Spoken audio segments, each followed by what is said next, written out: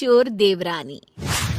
एक बार की बात है, सुषमा अपने पूरे परिवार के साथ खुशी खुशी मोहन नगर में रहती थी। उसकी 2 बहुएं थी, पल्लवी और शिवानी। एक दिन दोनों बहुएं रसोई में काम कर रही होती है कि तभी उनकी सास सुषमा उन्हें बुलाती है। अरे बहू, जरा इधर तो आना। शिवानी, जरा जाकर देखना सासू माँ क्या कह रही हैं। दीदी आप ही देख लो ना जाकर, आपको भी तो सुनाई दे रहा है। अरे मैं आटा गूंद रही हूँ ना, तुम चली जाओ। हाँ तो मैं भी तो सब्जी काट रही हूँ ना दीदी। अरे बहू, जल्दी आओ। ओफो, ये तो जाएगी नहीं। मैं ही जाकर देखती हूँ कि क्या करना है। पल्लवी सुषमा के कमरे में जाती है।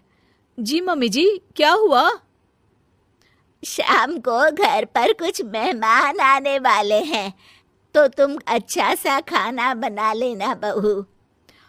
ठीक है मम्मी जी, आप बता दीजिए क्या क्या बनाना है और कितने लोग आ रहे हैं। सुनील की मौसी जी और उनका पूरा परिवार आ रहा है। कुल मिलाकर 3 लोग और हमें मिलाकर हुए 9 लोग।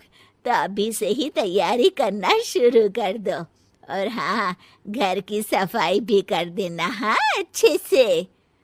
जी मम्मी जी, सब काम हो जाएगा, आप चिंता मत कीजिए। पल्लवी शिवानी को घर में मेहमान आने वाले हैं इसके बारे में बताती है। क्या 9 लोगों का खाना बनाना होगा, घर की सफाई करनी है? बाप रे, सासू माँ ने तो हमें घर की नौकरानी ही समझ कर रखा है।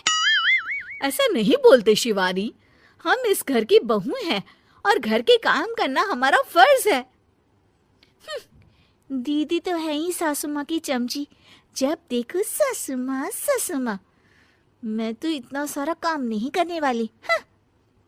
शिवानी कपड़े लेकर गमला साफ कर रही होती है और चक्कर आने का नाटक करने लगती है। मेरा सिर चकरा रहा है। तभी वहां पल्लवी और सासू माँ जाते हैं। अरे बहू, क्या हो गया तुम्हें? मम्मी जी, बहुत तेज सर में दर्द हो रहा है। तुम एक काम करो शिवानी, आराम कर लो। नहीं नहीं दीदी, घर में मेहमान आने वाले हैं, मुझे आपकी मदद करनी चाहिए। अरे कोई बात नहीं शिवानी, तुम आराम कर लो, मैं सब काम कर लूंगी। ठीक है दीदी, अगर आप इतना कह रही हैं तो आराम कर लेती हूँ। शिवानी आराम से अपने कमरे में मैगजीन पढ़ रही होती है। इसे कहते हैं आराम की जिंदगी। इतना सारा काम। चलो, सारा काम खत्म हो गया, शिवानी को दिखाती हूँ। शिवानी अपने कमरे में ईयरफोन में गाने सुनते सुनते सो जाती है और उसके साइड में मैगजीन भी रखी होती है। पल्लवी वहां आ जाती है और वो सब देखती है। ओहो, तो मतलब सब काम चोरी का बहाना था। अभी बताती हूँ इसको। घर का सारा काम मुझे करना पड़ा और ये महारानी यहाँ मैगजीन पढ़ रही है, गाने सुन रही है। पल्लवी रसोई से एक प्लेट और चम्मच लेकर आती है और शिवानी को थाली बजाकर उठाने लगती है। शिवानी अचानक से उठती है। उठ गई महारानी, गाने भी सुन लिए, मैगजीन भी पढ़ ली। तुम तो बहुत बड़ी झूठी निकली शिवानी। तुमने सर दर्द का बहाना बनाया ताकि काम करने से बच सको। हाँ, बनाया बहाना, तो क्या करती, इतने सारे काम करती। मुझे कोई शौक नहीं है चापलूसी का। क्या चापलूसी?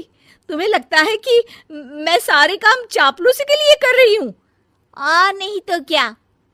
तभी वहां सासू माँ आ जाती हैं। अरे बहू, वो लोग बस आने ही वाले हैं, तुम तैयारियां कर लो। जी सासू माँ, तुझे तो मैं बाद में देखती हूँ। सब खाना खाने बैठते हैं और खाना शुरू करते हैं। तभी सुनील की मौसी बोलती है। वाह भाई वाह, खाना तो बहुत ही अच्छा बना है सुषमा जी। एक एक चीज में क्या स्वाद है। ये सुनकर शिवानी मुंह बना लेती है। उसे अपनी जेठानी की इतनी तारीफ रास नहीं आती। आपकी बहुएं तो बहुत ही अच्छा खाना बनाती हैं। हाँ, बनाती तो दोनों ही अच्छा है, पर आज ना ये सारा खाना बड़ी बहू ने बनाया है।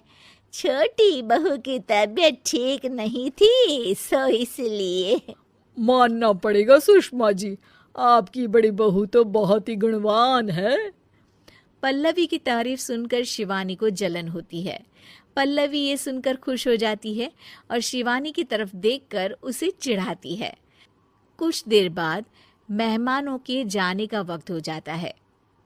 मौसी जी सबके लिए उपहार लाई होती है। वो सबको शगुन के पैसे देती हैं और अंत में पल्लवी के पास आती है। तुम्हारे लिए शगुन का लिफाफा तो है ही, पर बहू तुम्हें एक और उपहार भी मिलेगा इतना अच्छा खाना बनाने के लिए। मौसी अपने सोने के कंगन निकालकर पल्लवी को पहना देती है। ये लो, ये मेरे मनपसंद कंगन है, अब से ये तुम्हारे हुए। धन्यवाद मौसी जी। ये देखकर शिवानी तो पूरी तरह से जल जाती है और गुस्से से रसोई में चली जाती है। तभी वहाँ पल्लवी आ जाती है और उसे अपने कंगन दिखाने लगती है। देवरानी जी, अब आपका सर दर्द ठीक तो है ना? मुझे लगता है कि अब सर दर्द शुरू हो गया होगा आपका।